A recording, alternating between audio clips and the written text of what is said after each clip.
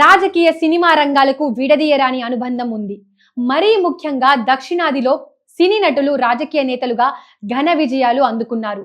ఆంధ్రప్రదేశ్, తమిళనాడు రాష్ట్రాలతో అయితే సినీ రంగం ద్వారా విశేష ప్రజాభిమానాన్ని సంపాదించుకొని ఆ తర్వాత రాజకీయ రంగంలో ప్రవేశించి అత్యున్నత స్థాయికి ఎదిగిన వారు ఉన్నారు. తమిళనాడులో ఎంజి రామచంద్రన్, ఆంధ్రప్రదేశ్లో ఎన్టీ రామారావు అటు సినిమా ఇటు రాజకీయాలలో రాణించారు. ఆంధ్రప్రదేశ్లో ఎన్టీ రామారావు తెలుగుదేశం పార్టీని స్థాపించి కేవలం 9 నెలల వ్యవధిలో ఆ పార్టీని అధికారంలోకి తీసుకువచ్చి ముఖ్యమంత్రి అయ్యారు. అంతవరకు రాష్ట్రంలో అపజయమే ఎరుగని కాంగ్రెస్ పార్టీని ఘోరంగా ఓడించగలిగారు. ముఖ్యమంత్రిగా ఆయన రాష్ట్ర రాజకీయాలను శాసించారు. సినీ స్టార్ గా కంటే రాజకీయ నాయకుడిగా మరింత ఎక్కువగా ప్రజాభిమానాన్ని చొరగొన్నారు. 4 దశాబ్దాల తరువాత కూడా తెలుగుదేశం పార్టీ ఎన్టీఆర్ సిద్ధాంతాలనే అనుసరిస్తూ ప్రజల గుండెల్లో చెరగని ముద్ర వేసుకుంది. మెగాస్టార్ చిరంజీవి ప్రజారాజ్యం పార్టీని స్థాపించి రాజకీయాలలో రాణించాలని ప్రయత్నించినా సఫలం కాలేదు. అయితే ఆయన తమ్ముడు mega power star Pawan Kalyan Janasena పార్టీని ఏర్పాటు చేసి ప్రజలతో మమేకమై గణనీయమైన విజయాన్ని సాధించారు.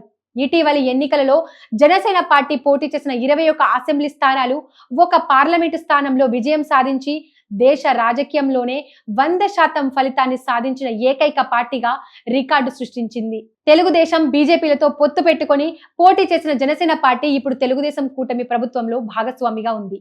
పవన్ కళ్యాణ్ ఉప ముఖ్యమంత్రిగా ఉన్నారు.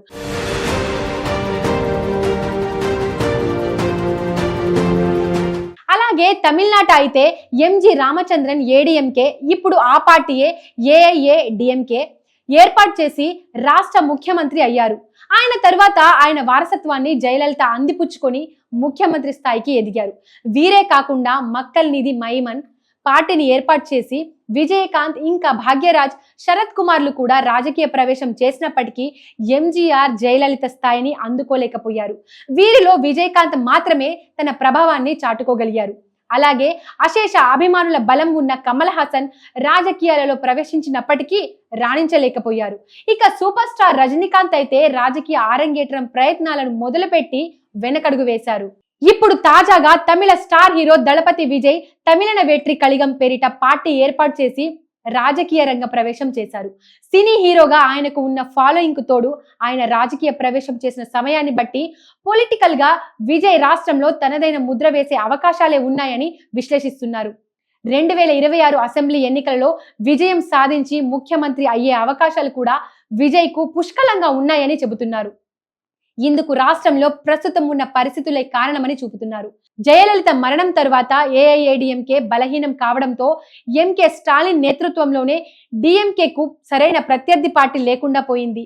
అలాగే ఏఐడీఎంకే పార్టీలోని అంతర్గత విభేదాలు ఆ పార్టీని చీలికలు పేలికలుగా మార్చేశాయి. దీంతో ఏఐఏడీఎంకే నుండి పెద్ద సంఖ్యలో నేతలు రానున్న రోజులలో విజయ్ పంచన చేరే అవకాశాలు ఉన్నాయి. అన్నిటికీ మించి 18 నుండి 35 ఏళ్ల మధ్యలో ఉన్నవారు విజయ్ కి ఉన్న పాపులారిటీ ఆ పార్టీకి పెద్ద ఓటు బ్యాంకుగా మారనుంది. విజయ్ బీజేపీ విధానాలను గట్టిగా వ్యతిరేకించడం, స్వయంగా ఎస్సీ కావడం కూడా ప్రస్తుత రాజకీయ వాతావరణంలో దళపతి విజయ్ కు ప్లస్ కానుంది. ముఖ్యంగా రాష్ట్రంలో డిఎంకేకు ప్రత్యామ్నాయం కోరుకుంటున్న వారంతా విజయ్ స్థాపించిన తమిళన వెట్రి కళిగం పార్టీ వైపు మొగ్గు చూపే అవకాశాలు మెండుగా కనిపిస్తున్నాయి. తమిళ రాజకీయాలలో దళపతి విజయ్ ఎంట్రీ అందుకే సంచలనంగా మారింది. సరైన సమయంలో విజయ్ రాజకీయ ప్రవేశం చేశారని పరిశీలకులు విశ్లేషిస్తున్నారు. 2026 అసెంబ్లీ ఎన్నికలలో విజయం సాధించి దళపతి ముఖ్యమంత్రి పీఠాన్ని అధిష్ఠించే అవకాశాలు లేకపోలేదని అంటున్నారు.